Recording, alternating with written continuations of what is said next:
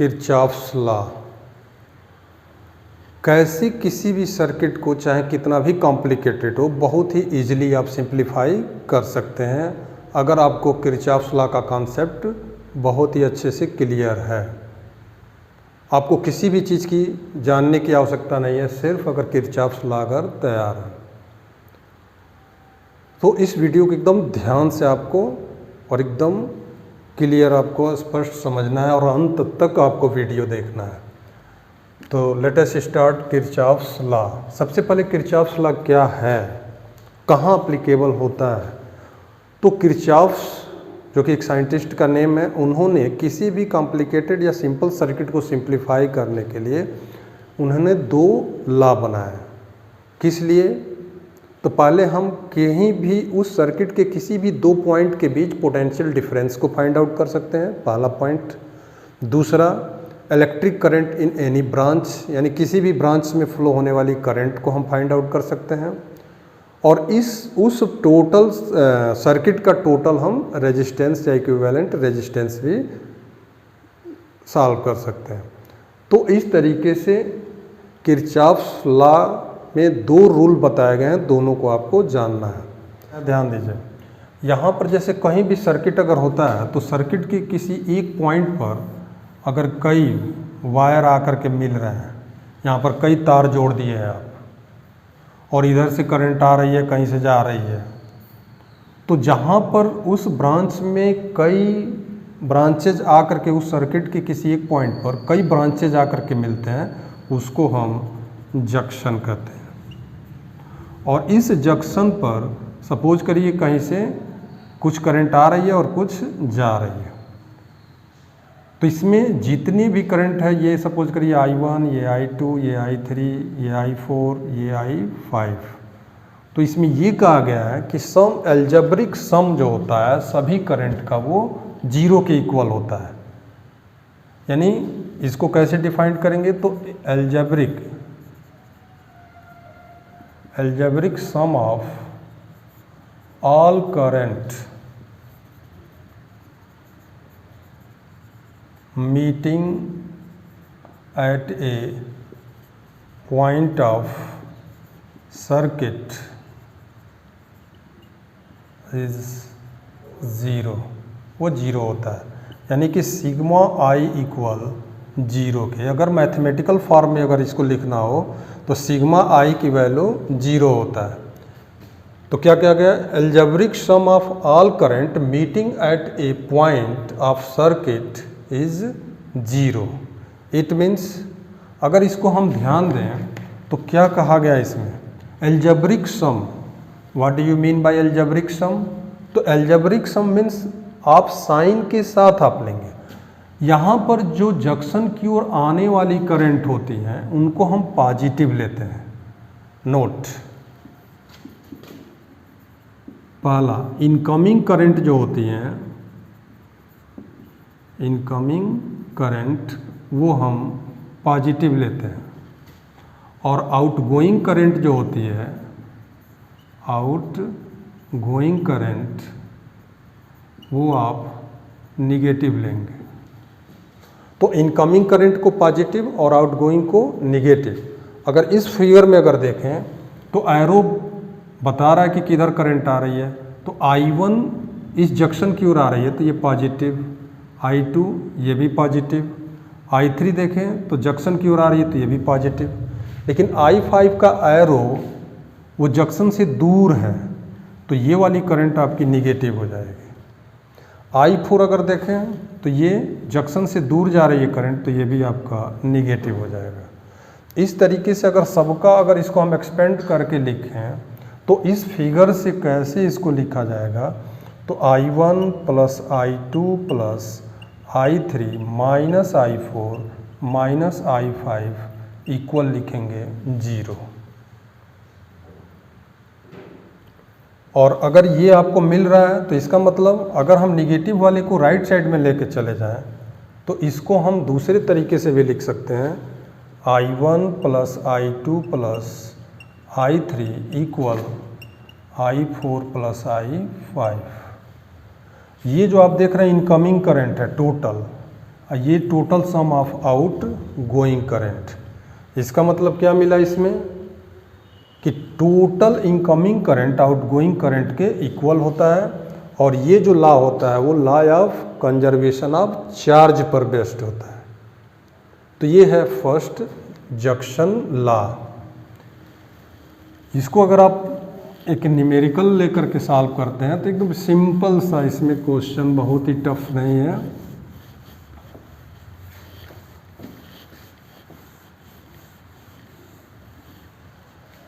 जैसे यहाँ पर सपोज करिए कि दो करंट इधर आ रही हैं 2 एम्पियर की 3 एम्पियर की, और ये आपसे पूछा जा रहा है।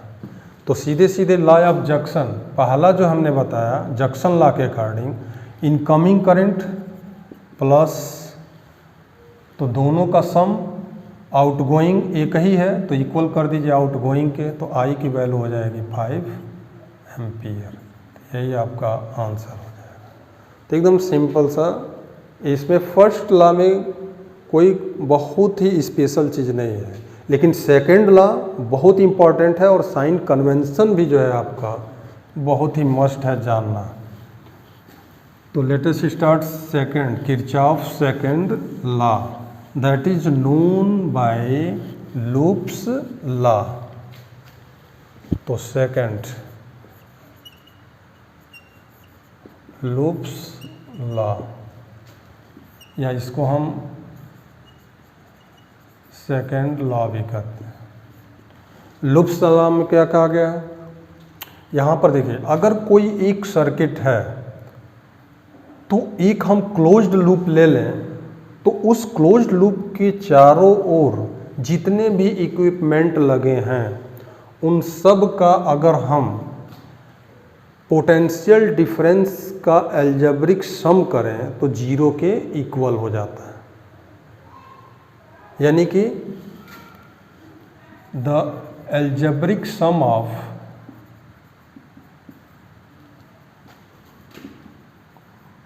all potential difference around a closed loop of a circuit is 0। यानी कि उस सर्किट के चारों ओर जितने भी इक्विपमेंट लगे हैं, अगर हम पोटेंशियल डिफरेंस को लिखते चले जाएं तो उसका एल्जेब्रिक सम 0 होता है। इसका मैथमेटिकल फॉर्म क्या हुआ, तो सिग्मा पोटेंशियल डिफरेंस टोटल भी इक्वल 0 के। ये मैथमेटिकल फॉर्म है इसका। यानी इसको अगर हम कहना चाहें तो क्या कहेंगे कि किसी भी बंद पास में, यानी बंद पास में लगे सभी अवयवों के सिरों पर विभवांतरों का योग, विभवांतरों का योग, बीजी योग आप कह सकते हैं, बीजी योग एल्जेब्रिक सम जिसको कहते हैं, किसके इक्वल होता है, तो 0 होता है। और यही जो है आपका किरचॉफ्स सेकंड लॉ है जिसको हम लूप लॉ कहते हैं। तो ये तो हो गया थियोरेटिकल चीज़, लेकिन इसको हम समझेंगे कैसे, इसमें साइन कन्वेंशन कैसे आप यूज करेंगे।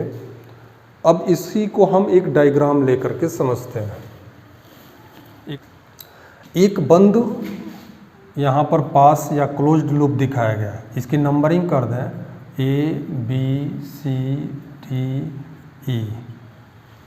तो इस क्लोज्ड लूप ABC में आप कैसे लिखेंगे, तो पहले चलिए क्या क्या आप फॉलो करते हैं। पहले आप क्या करेंगे कि इसमें आप ट्रेवल करते हैं किसी एक पॉइंट को सेलेक्ट करके, या तो क्लॉकवाइज या तो एंटी क्लॉक भी चल सकते हैं, और ठीक उसी पॉइंट तक पहुंचना रहता है पूरे राउंड में घूमते हुए। अब आपको क्या करना है, सभी एलिमेंट के बीच पोटेंशियल डिफरेंस लिखते हुए आना है। अब कैसे आपको साइन कन्वेंशन लेना है, तो फर्स्ट पॉइंट नोट, यही आपको याद रखना है। पहला ईएमएफ रूल क्या होगा, ईएमएफ रूल, ये आपको याद रखना है। अगर आप सेल के थ्रू चलते हैं और पहले प्लस और बाद में माइनस पड़ा, इधर आप ट्रेवल करते हैं, यानी इधर की ओर आप जा रहे हैं, पहले प्लस बाद में माइनस पड़ा, तो यहाँ पर पोटेंशियल डिक्रीज कर रहा है, तो यहाँ पर ईएमएफ जो आप लेंगे माइनस लिया जाएगा, ईएमएफ माइनस सेल में। अगर आप पहले माइनस पड़ा फिर प्लस टर्मिनल पड़ रहा है, तो आप लो पोटेंशियल से हाई पोटेंशियल की ओर जा रहे हैं, ये लो पोटेंशियल, ये हाई पोटेंशियल, और आप इस डायरेक्शन में ट्रेवल कर रहे हैं। तो लो से हाई की ओर अगर आप ट्रेवल कर रहे हैं, तो यहाँ पर पोटेंशियल इंक्रीज कर रहा है, तो पोटेंशियल अगर इंक्रीज कर रहा है, तो यहाँ पर ईएमएफ आप पॉजिटिव लेंगे। क्लियर? अब बात आती है रेजिस्टेंस के लिए। हमने क्या बताया कि अगर रेजिस्टेंस में करंट लेफ्ट से राइट की ओर जा रही है और आप भी इधर की ओर जा रहे हैं, तो ये हाई पोटेंशियल होगा, ये लो पोटेंशियल, और आप इधर की ओर जा रहे हैं, तो हाई से लो हुआ, तो V की वैल्यू I और R निगेटिव लिया जाएगा, तो हाई से लो की ओर गए। और दूसरी चीज़, अगर आप रेजिस्टेंस में करंट इधर से आ रही है, तो ये हाई पोटेंशियल होगा, इधर वाला लो पोटेंशियल होगा, और आप लो से हाई की ओर जा रहे हैं, इधर ट्रेवल करने का डायरेक्शन है। तो इधर अगर जा रहे हैं तो पोटेंशियल इंक्रीज कर गया, तो V I इंटू R अब यहाँ पर पॉजिटिव लेना है। तो करंट के अगेंस्ट अगर आप चलते हैं, विपरीत, तो पॉजिटिव, और करंट के एलोंग चल रहे हैं, तो वहाँ पर निगेटिव आपको लेना है। सेल में केवल टर्मिनल ध्यान रखना है आपको। तो फाइनली ये मिलता है कि अगर पोटेंशियल इंक्रीज कर जाए, बढ़ जाए, तो अगर लो से हाई की ओर आप जाएंगे तो पॉजिटिव लेंगे, और हाई से लो की ओर अगर जाते हैं तो निगेटिव लेंगे। Potential difference negative along the current, और पॉजिटिव कब होगा, अपोजिट द करंट। तो ये आपको याद रखना है कि करंट के डायरेक्शन में अगर आप जा रहे हैं तो निगेटिव पोटेंशियल लेंगे, और अगर करंट के अपोजिट जा रहे हैं तो पॉजिटिव लेना है, लेकिन केवल ये रेजिस्टेंस के लिए। और सेल में पोटेंशियल निगेटिव से पॉजिटिव की ओर जा रहे हैं, तो यहाँ पर पॉजिटिव, और अगर आप पॉजिटिव से निगेटिव की ओर जा रहे हैं तो यहाँ पर आपका निगेटिव लेना है।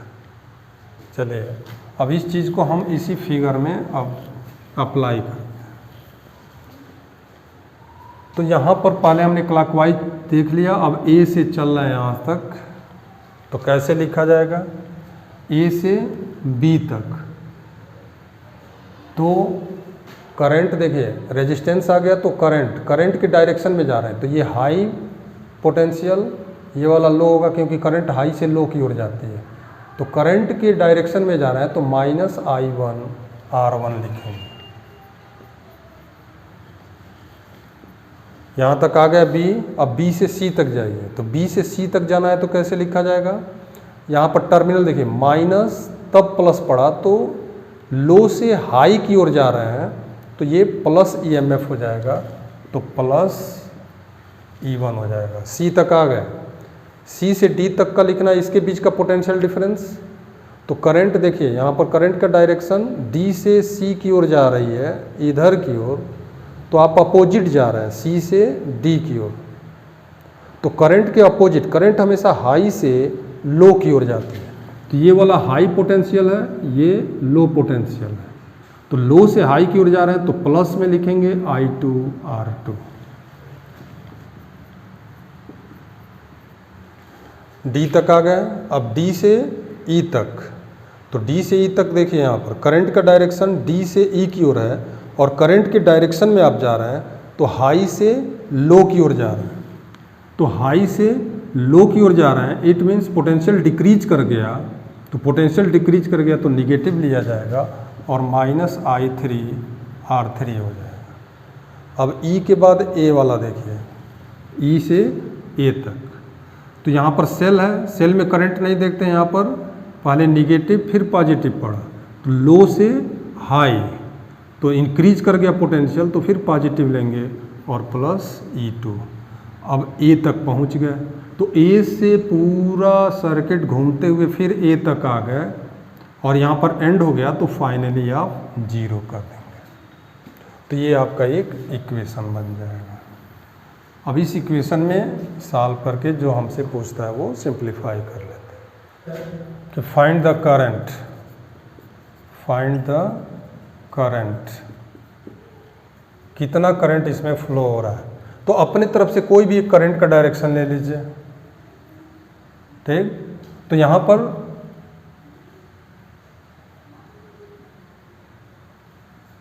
सिक्स वोल्ट की ये बैटरी है सेल, और यहाँ पर जो रेजिस्टेंस लगा है सपोज करिए 2 ओम का है।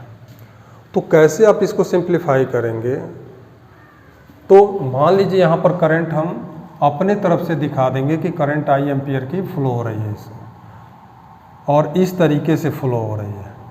तो आप क्या करेंगे, एंटी क्लॉकवाइज डायरेक्शन में चल दीजिए। एक ही लूप है इसमें, तो एक सिंगल लूप वाला तो इजी होता है। आप क्या करेंगे, इस पॉइंट से क्रॉस चलना शुरू कर दीजिए। तो हम इस पॉइंट से चलना शुरू कर दें, ABCD, तो AB के बीच कुछ नहीं लगा है, छोड़ दीजिए। B से C तक अगर आप आते हैं तो यहाँ पर बैटरी का पहले निगेटिव टर्मिनल पड़ा, तो माइनस से प्लस की ओर आप जा रहे हैं तो पॉजिटिव हो जाएगा, तो +6 लिखेंगे। 2 ओम में करंट देखिए, करंट का डायरेक्शन ये है, इधर से इधर करंट जा रही है।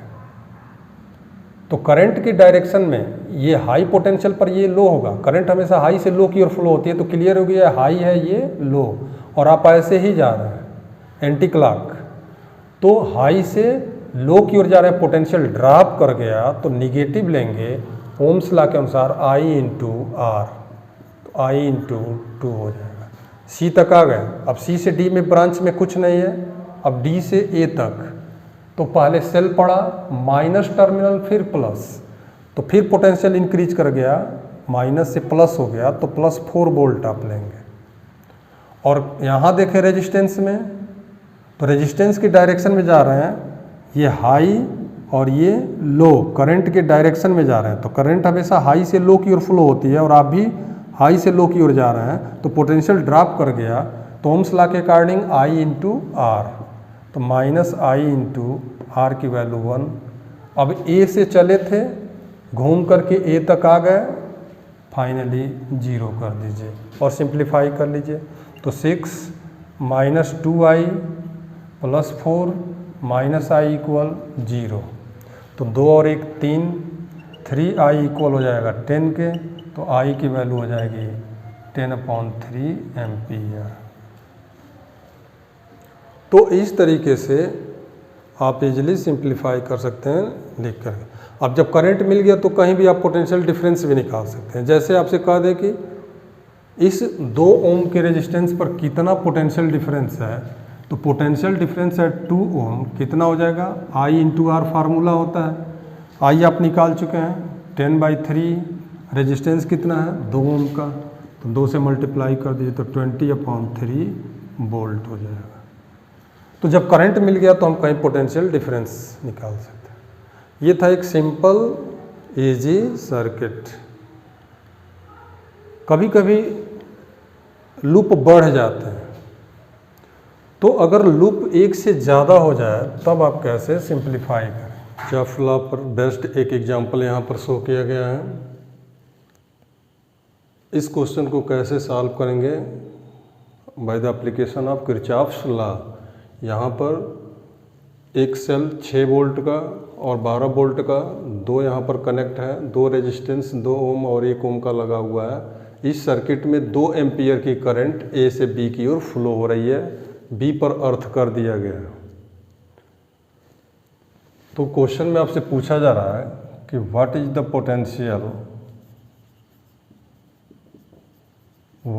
पोटेंशियल एट पॉइंट ए, यानी भी ए आपसे पूछा जा रहा है। तो कैसे सिंप्लीफाई करेंगे, इसका सॉल्यूशन देखते हैं। यहाँ पर पॉइंट ए से चलना शुरू करिए और बी की ओर बढ़िए। अगर आप ए से बी की ओर अगर आप मूव कर रहे हैं तो पहला पॉइंट ए पड़ रहा है तो भी ए आप लिखेंगे। फिर आगे की ओर देखिए, करंट 2 एम्पियर की इधर की ओर फ्लो हो रही है, तो रेजिस्टेंस में करंट के अलॉन्ग आप जा रहे हैं तो करंट के डायरेक्शन में पोटेंशियल ड्रॉप कर जाता है, तो माइनस आप लिखेंगे 2 इंटू करंट 2 एम्पियर की है। फिर बैटरी पड़ा, बैटरी पॉजिटिव से निगेटिव की ओर जा रहा है, तो प्लस से माइनस हो गया तो पोटेंशियल ड्रॉप कर गया, तो -6 आप लेंगे। फिर यहाँ करंट में देखिए रेजिस्टेंस, तो करंट के लॉन्ग जा रहे हैं तो यहाँ पर पोटेंशियल ड्रॉप कर जाएगा, ये हाई पोटेंशियल ये लो पोटेंशियल होगा, तो V इक्वल होता है I इंटू आर, तो -2 इंटू 1 एम्पियर हो जाएगा। तो ये हो गया -2 इंटू 1, यहाँ पर पोटेंशियल ड्रॉप हाई से लो। फिर बैटरी जो पड़ रही है यहाँ पर माइनस और यहाँ पर प्लस है जो 12 वोल्ट के, तो माइनस से प्लस की ओर आप जा रहे हैं तो +12 हो जाएगा। अब यहाँ तक आ गए। फाइनली पॉइंट बी पड़ रहा है तो इक्वल कर देंगे बी। तो ये अगर ओपन सर्किट है तो ओपन सर्किट में किरचॉफ्स लॉ को ऐसे लिखा है। अब पोटेंशियल एट बी यहाँ पर अर्थ किया गया है तो बी का पोटेंशियल 0 कर देंगे, तो VA -4 -6 -2 + 12 सिंप्लीफाई कर लीजिए, तो VA इक्वल हो जाएगा 6 4 10 और 2 12 -6 4 10 और 2 12 हो गया, +12 इक्वल 0। तो यहाँ पर VA की वैल्यू जो हो जाएगी 0 वोल्ट हो जाएगा। इसका मतलब ए भी जो है आपका 0 पोटेंशियल पर होगा। तो इस तरीके से ओपन सर्किट में ऐसे आप सॉल्व कर सकते हैं। नेक्स्ट एग्जांपल देखते हैं। इस एग्जांपल में एक सेल जो 12 वोल्ट का है, इसे 2 रेजिस्टेंस 10 ओम और 4 ओम में करंट सप्लाई की जा रही है। कह रहा है कि find the current in each branch, दोनों ब्रांच में करंट आपसे पूछा जा रहा है। तो इस क्वेश्चन को सॉल्व करने के लिए आप क्या करेंगे, सपोज करिए कि बैटरी के द्वारा यहाँ पर बैटरी के पॉजिटिव टर्मिनल से करंट निकलेगा और यहाँ से इधर की ओर होता हुआ 4 ओम में आएगा, यहाँ से होता हुआ I2 करंट इसमें जाए। तो इस ब्रांच में हम मान लिए हैं कि I1 करंट फ्लो हो रही है और इस ब्रांच में I2 करंट फ्लो हो रही है। तो ये करंट इधर से आकर के इधर और यहाँ से आकर इधर मिल जाएगा। तो इस बैटरी इसमें के ब्रांच में I1 + I2 करंट फ्लो हो रही है, तो आकर के 2 हिस्सों में बढ़ जाएगी, एक I1 और एक I2 किरचॉफ फर्स्ट लॉ के अकॉर्डिंग। तो अब यहाँ पर एक लूप ये है और दूसरा लूप ये वाला है। अब दोनों लूप के हेल्प से हम I1 और I2 की वैल्यू निकालेंगे। कैसे सॉल्व करना है, तो इसको हम फर्स्ट लूप और इसको सेकंड कंसीडर कर लें। तो फ्रॉम लूप फर्स्ट यहाँ पर हाई से लो की ओर आप क्लॉकवाइज चल रहे हैं ऐसे, तो 10 इंटू I2 हो जाएगा माइनस में। यहाँ तक आ गए, कुछ नहीं जुड़ा है। यहाँ पर रेजिस्टेंस पड़ा, करंट के डायरेक्शन में आप जा रहे हैं तो -2 और इसमें फ्लो होने वाली करंट है I1 + I2 और अब सेल पड़ रहा है तो माइनस फिर प्लस, तो पोटेंशियल इंक्रीज कर गया तो प्लस हो जाएगा 12 इक्वल 0। इसको सिंप्लीफाई कर लीजिए तो -10 I2 -2I1 -2I2 + 12 = 0। तो 10 और 2 12, तो 2I1 + 12I2, 2I1 + 12I2 equal हो जाएगा 12 के एक इक्वेशन बन गया। इसी तरीके से आप लूप सेकंड आप ले लेंगे, फ्रॉम लूप सेकंड। चलिए लूप सेकंड में हम एंटी क्लॉक ऐसे दिखा रहे हैं, तो यहाँ से घूमना शुरू करिए ऐसे और घूमते हुए यहाँ तक आइए। तो यहाँ कुछ नहीं जुड़ा है, छोड़ दीजिए। यहाँ पर रेजिस्टेंस है, करंट इधर से आ रही है, तो करंट की डायरेक्शन में जा रहे हैं, तो हाई से लो पोटेंशियल हो गया, तो 4 × I1 हो जाएगा माइनस में। यहाँ तक पहुँच गए। इस ब्रांच में कुछ नहीं जुड़ा है, फिर यहाँ आ जाइए। 2 ओम में I1 + I2 करंट फ्लो हो रही है और करंट के डायरेक्शन में जा रहा है हाई से लो, तो -2I1 + I2।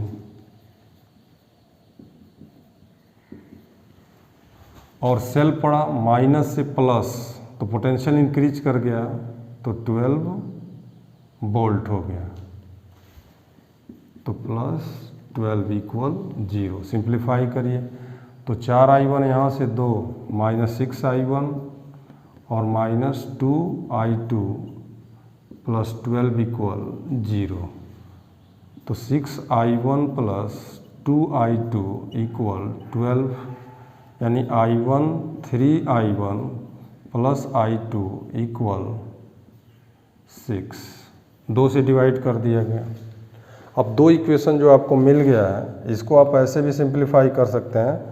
I1 + 6I2, 2 से यहाँ भी डिवाइड कर दीजिए तो 6 हो जाएगा।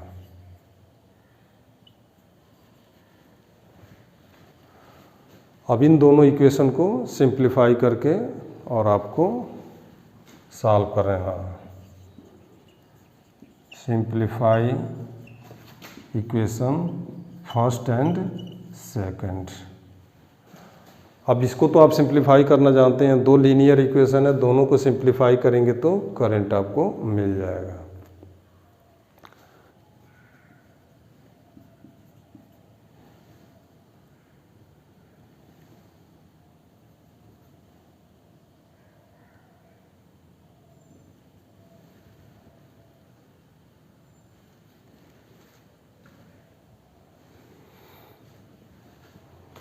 ये एक एग्जांपल आपको दिया हुआ है, इसमें आपसे पूछा जा रहा है करंट, हर एक ब्रांच में करंट कैसे आप निकालेंगे।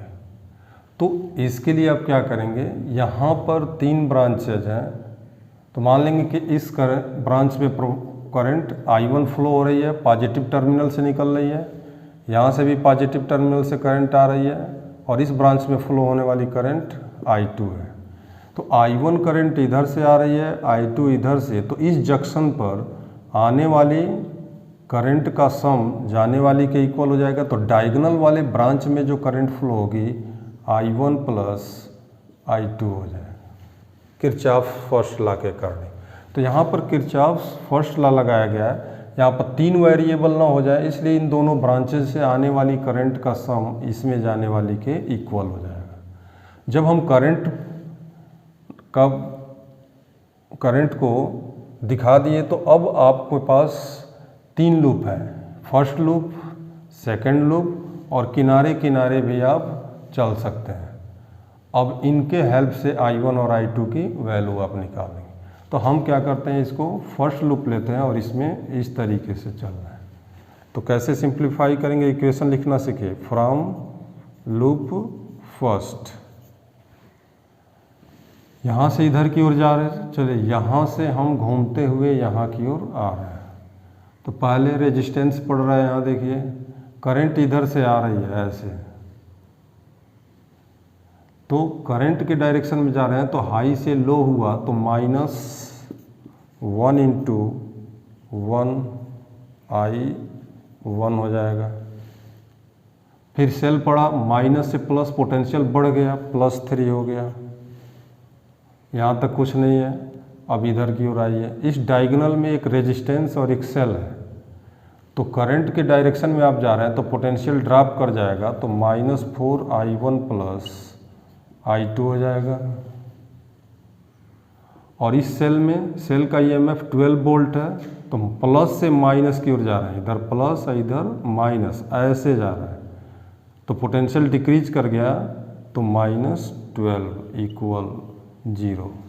एक इक्वेशन इसको बना लीजिए, तो -I1 plus 3 -4I1 -4I2 -12 equal 0। तो 4I1 और 1 -5I1 -4I2 और 12 में से 3 माइनस कर दीजिए, तो -9 इक्वल 0। तो 5I1 प्लस 4I2 इक्वल हो जाएगा -9 के। इसको आप फर्स्ट इक्वेशन कंसिडर कर लीजिए। तो -5I1 था, सबके इक्वेशन में साइन को चेंज कर दिया गया, तो ये आपको एक इक्वेशन मिल गया। दूसरा अगर देखें लूप सेकंड को यूज करके, तो फ्रॉम लूप सेकंड दूसरा लूप यूज करिए ये, या किनारे किनारे भी आप चल सकते हैं ऐसे। तो अगर हम किनारे किनारे चल रहे इस तरीके से, तब क्या मिलता है आपको, तो यहाँ पर हम यहाँ से चलना शुरू करते हैं और लिखते हुए फिर हम ऐसे आते हैं। तो करंट यहाँ देखिए, इस ब्रांच में करंट इधर जा रही है, आप करंट के अपोजिट आ रहे हैं, तो इंक्रीज कर जाएगा।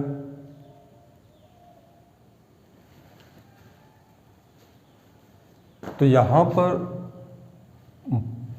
करंट इस डायरेक्शन में जा रही है, आप इधर से इधर की ओर आ रहे हैं, तो करंट के अगेंस्ट जाने पर पोटेंशियल इंक्रीज कर जाता है। तो 2 × I2 ओम्स लॉ के अकॉर्डिंग V = I × R, तो I × R।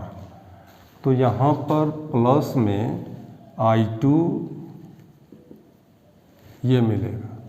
फिर यहाँ तक आ गए, उसके बाद सेल पड़ रहा है पॉजिटिव से निगेटिव, तो ड्रॉप कर गया, तो -6।